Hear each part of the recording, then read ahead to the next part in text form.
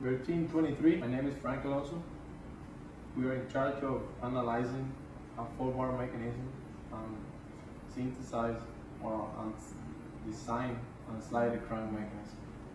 To begin with, it's important to state what is a mechanism.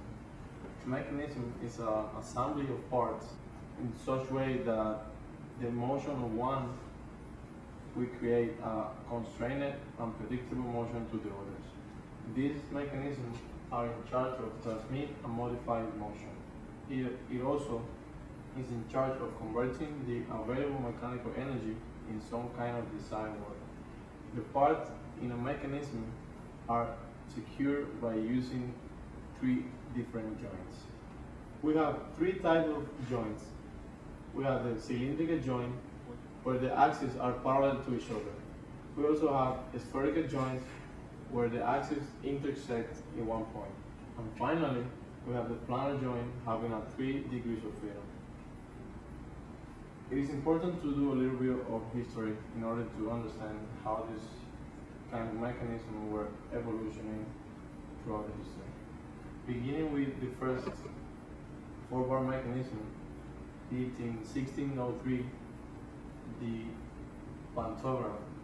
These mechanical linkages were connected in a manner based on parallelograms. It was used to copy and scale diagrams. This kind of mechanism were used in the milling machine. They were implemented before the creation of the control technologies such as CNC. They were used to duplicate parts and create templates of a model. Following this design, we have the first humanoid robots. They were mechanisms with human bodies that were capable of develop human tasks. They were designed for experimental purposes and functional purposes. The first robots with human body was designed by Leonardo da Vinci in 1495. This robot was able to stand and move its arm by itself using pulleys and cables. The main objective of our project was to analyze a 4-bar mechanism and also find a real-life application suitable to our design. The first step was to find a suitable 4-bar mechanism based on our system, based on our project constraint. After analyzing the values obtained, we decided that the best application we could use was the windshield wiper used in trucks and tractors.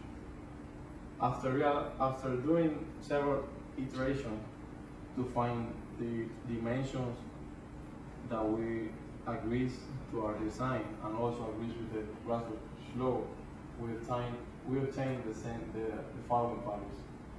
The values on yellow were values given in the project, and we used them to find the rest of the values. This table was given the project and was the one that we used to select the values of links that we needed. With the use of these equations, we were able to find the values of theta 4 and theta 2 in order to obtain all the joint motion. The position analysis started with the value of theta 1 that was fixed, and we used 360 values of theta 3 in order to find theta 2 and theta 4. Based on our selected application, the link tree was able to move in a range of 59 to 98 degrees and 292 degrees to 331 degrees. The rest of the value gave us imaginary numbers that we didn't use for our design. Based on the graphical flow, our 4-bar mechanism was labeled as crank rocker system. The values of theta 2 and theta 4 were calculated and tabulated in the tables below. Here you can see all the iterations we did in order to find the values of theta 2 and theta 4, and those are the values that we used for our design. Hello everyone, my name is Gabriel, and I'll be talking about the velocity analysis. Okay, so first of all, as you can see here on the right corner, we have the velocity equations, and the matrix we use to calculate the velocities for the respective m and j. Now because our link input is R3, for m it's going to equal to 3 and j is going to equal to 2. So you can just plug those values into that equation with their respective data.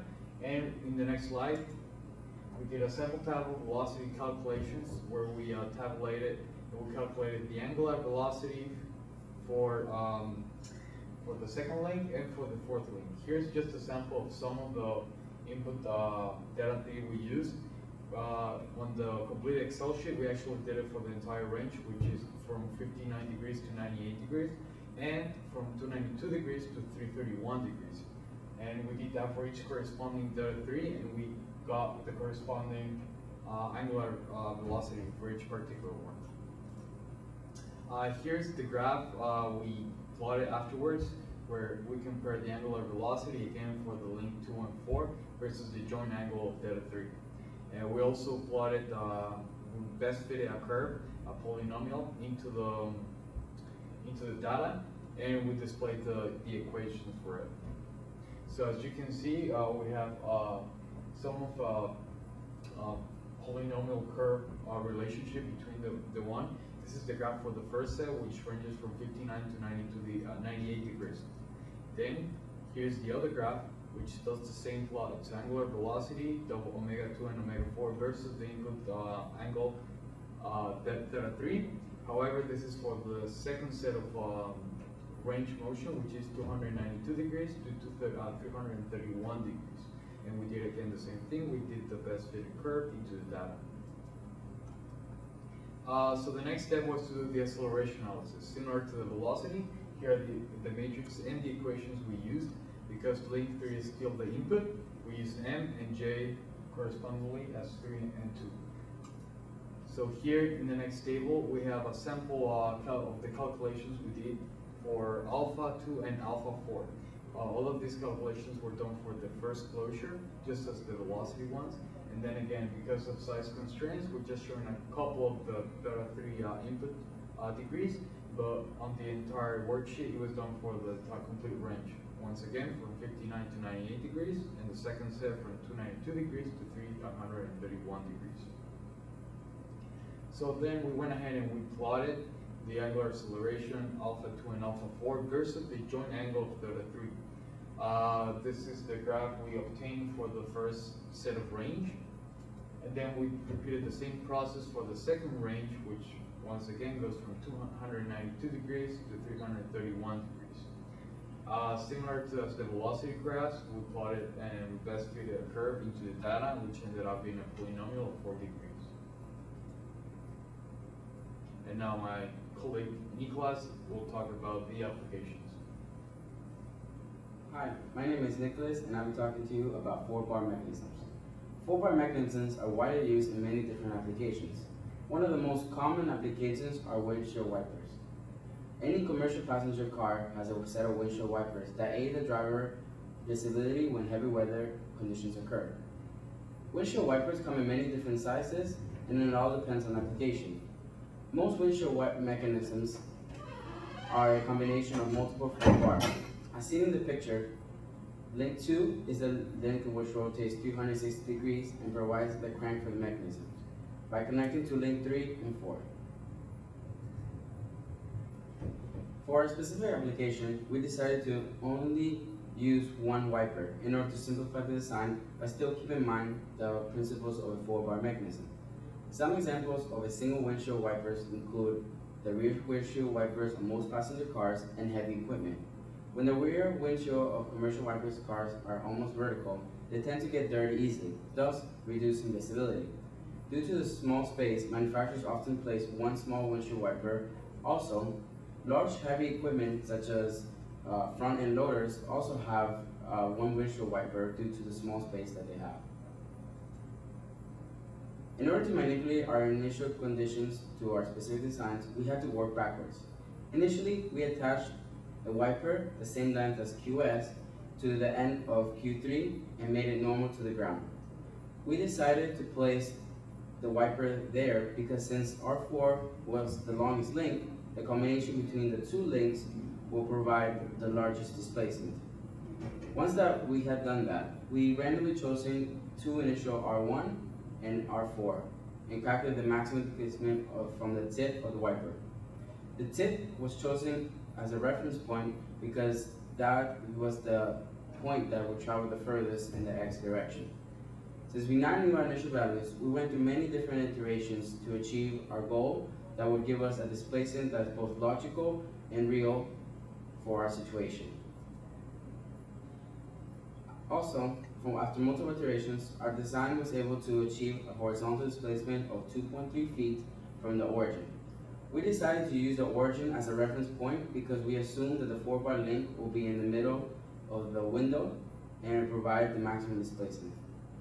A typical application where you would see a kind of wiper is a Komatsu WA500 front-end loader.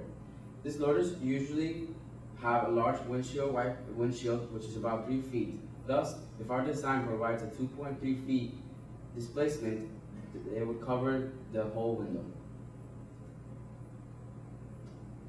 Here, we will place an animation of what our windshield wiper will look when it's running. Okay, hello again. Now I'm going to talk about the second part of the project, which is the slider crank synthesis. So as you can see on the right side, we have like the nomenclature we're going to be using. This is going to be the angle, the link R2 and the link R3, which actually is the ones we're trying to calculate. So the main objective of this part of the project is to synthesize a slider crank mechanism based on 3 given line positions A and B. After synthesizing, the team ran a position simulation to make sure that the sliding crank passes through the required positions in the correct order. Now, in order to do this, we had to do several iterations because, of course, it didn't happen at the very first attempt. So I will explain later on how exactly we went ahead and we did that. So here, in order to do this, we need 2 types of methods. I'm going to be talking about the analytical one. So first of all, the first table above, you can see the initial positions A and B. Those were the ones given on the statement proposition of the problem. Now we had to do many iterations for each single ones until we can get a possible and feasible design that will actually comply with all the requirements of passing through points A and B. So in order to just skip ahead on the final table here on the bottom, you can see the last iteration and final positions A and B for the slider crank design. When you compare it to the first one, A positions didn't change, but we went ahead and we started increasing and decreasing the positions on B in order to get a feasible solution with the range we wanted for the application we were designing for. Okay, so I'm going to go real quick through the procedure we went ahead. The first part of step number 1 was to calculate AO, which in other words, it's the center of the circle that will pass through points A1, A2, and A3. Also, we calculated the radius of that circle, which in hand will equal to the R2 length of our design. So we got the result for the pole AO, which was 0.00098 on the X point and 0.000855 on the Y point. So for simplicity purposes, we just run it out to 0. The link 2 for length was calculated to be 64.99 inches. As you can see, those are the equations we used to calculate these values. Now, step number 2 was to calculate the poles P12, P13, and P23. On the first set, you can see the matrix we used to calculate points X and Y for the pole 1 and 2. And on the bottom, you can see the geometrical relationships we used to calculate the image of the pole 2 and 3, which is going to be later used to calculate the slider circle, which I'll mention in a minute, how we're going to be using that. So based on our data, these are the calculation results we got. So for poles 1 and 2, we got 57 and 158. For pole 2 and 3, we got negative 15 and 2.75. And for pole 1 and 3, 42 and negative 73. And then for the image of the pole 2 and 3, we got 5.64 and 322. Now, SO stands for the actual center position of that circle that goes around those 3 points. That was determined to be negative 481. on the x-axis and 77.8 on the y-axis, and then we went ahead and calculated also the radius of that circle, which ended up being 545.44 inches. Now step 3 is to create what we call the circle of slides, and then solve for point C. So in order to do this, we got help from the second method, which then my colleague Nicolas will be talking about in a little bit. So what we did is that we plotted the circle on a solid workspace in order to get a better visual. Once we did that, we actually went ahead and did an Excel, and using the circle equation, we plotted and got randomly selected x values in order to get a y positive value and a y negative value for the circle. The reason why we're getting two values is because it is a circle, and it's we're getting one from the lower limit and one from the upper limit. After we finished locating those and selecting one specific point, it was randomly selected, and it was done several times until the design was completed. We went ahead and for step 4, we calculated the angles in the local plane x and y. So in order to calculate the angles, we calculate the difference between the links AB for 1 and 2 and 3 positions, which can be seen in the table above. And then we went ahead and we just did inverse tangent of y over x for each particular position, and we got the angles. And then using the matrix you can see right in here, we calculated the local coordinates of C1 point.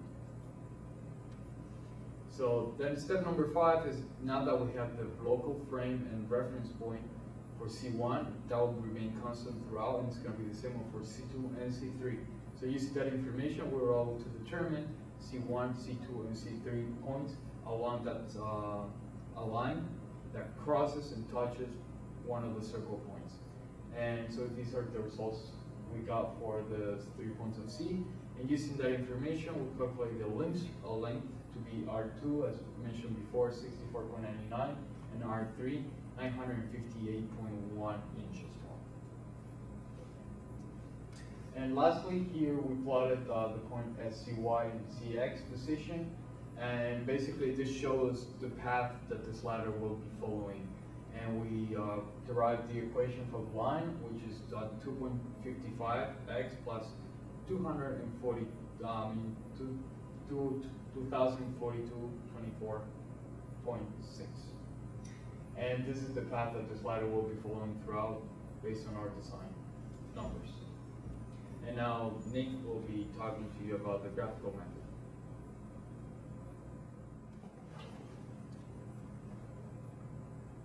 In order to verify our analytical results, which Gabriel explained, we decided to solve the problem geometrically. By placing the initial positions on a graph and carefully drawing each line and using a ruler, we found both the poles and the circle of slides. When we compared our results to the analytical results, they were very close. Once we confirmed that our results using both numerical and geometric approach were the same, we decided to use SolidWorks in order to get C1, C2, and C3 in a straight line. For this, we went through several iterations in order to verify that C1, C2, and C3 were in a straight line, and that the crank does not go through a single area point. Also, we verified that the calculated length of R3 and RA match the SolidWorks drawings. In this slide, we can see the SolidWorks coordinates of C1, C2, and C3. These coordinates match the analytical answer presented by Gabriel earlier in the presentation. Now, for the most important part of the project. One practical application of the slider crank with the calculated dimensions and the specific design are the driving arms of a train wheel. As seen in the picture, there's a long arm that drives the short arm, which is attached to the wheel. The long arm represents R3 and the short arm represents R2, which is fixed to the wheel. The piston, as seen here, would be the crank, which is driven by a horizontal force. Due to the nature of a slider crank, since linear force is applied to the crank, the output is the spinning of the wheel. Here is a video of what our animation will look with the dimensions calculated and also the wheel to show how the slider crank will move the wheel. Okay, so finally, in conclusion, The team was successfully able to design and analyze both the four-bar mechanism and its ladder crank mechanism. Also, the team was able to work under certain constraints that were specified for the problem, but then again, we were able to use our engineering intuition and design process to modify those initial values to achieve our desired output.